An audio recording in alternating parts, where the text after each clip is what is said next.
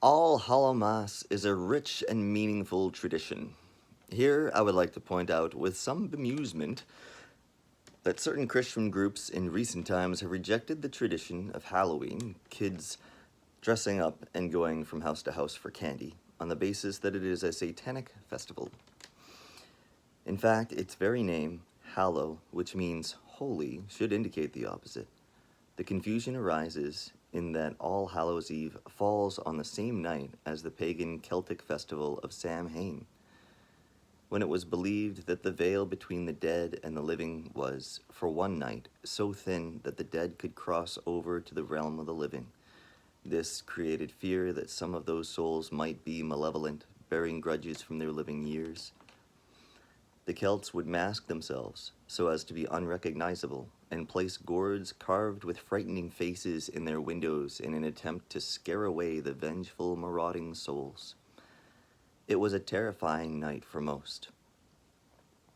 But the early Christians, it is thought perhaps St. Patrick himself, went out boldly in the night, giving sweets and cakes to their neighbors, announcing that we need not fear the dead, but rather are called to celebrate and honor them.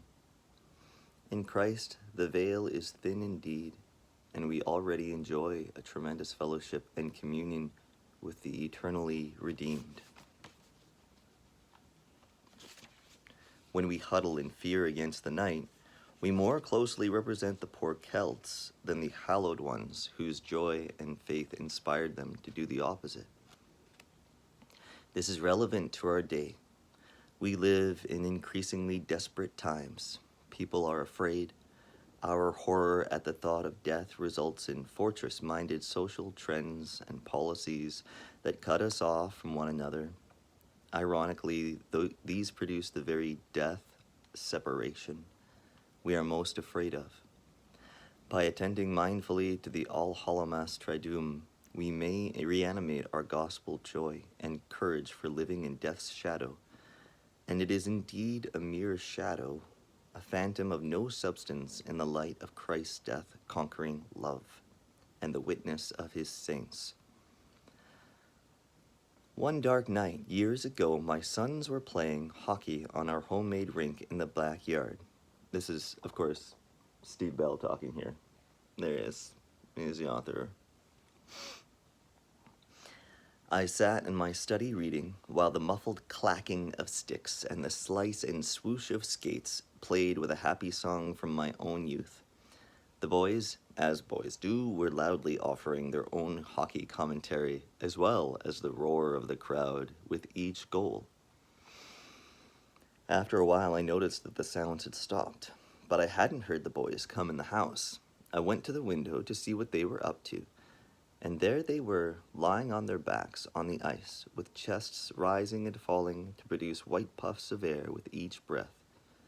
They were both gazing silently into the stars, which were myriad, and gazing back on them. I suddenly perceived with my heart's eye that these stars were the kind and blinking eyes of the saints looking down on my boys with great delight. I wanted to run outside, yelling, play on, sons, you have fans, play on." So, this is a reading from the Pilgrim Year Ordinary Time series by Steve Bell.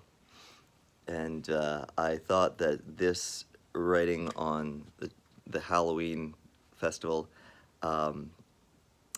growing up for me, we didn't celebrate Halloween much at all. We would do other things. We wouldn't call it Halloween. And to have heard a explanation as this one would have felt there'd be some tension from it for sure. It might even seem kind of scandalous to try to embrace this All Hallowmass Triduum, which is of course some Latin phrase that the church had come up with for the feast, and to even mention the Celtic Samhain. Nowadays, I think this, to me, this even doesn't really go far enough personally. I wouldn't I wouldn't try to say, let's learn from the Celts' mistakes and not be like the poor Celts. I would say something much more along the lines of what can we learn from the Celts? What can we learn from Samhain in my own personal life, and try to find the good in there rather than trying to create a contrast between us versus them. But still, I love Steve Bell's writing, and I love his heart, and I love this concept of bravely facing the night and celebrating such zaniness that Halloween gives us in so much fun. He continues onward. Only a few months afterward, in the late summer, I was sitting by a quiet lake in the evening. The low sun was setting the surface of the water on fire with a billion facets of light reflecting its beauty. Again, I was suddenly graced to perceive those blazing facets as kindly, blinking eyes. I knew I was not alone as I simply received their gaze and blinked back in deep and grateful friendship.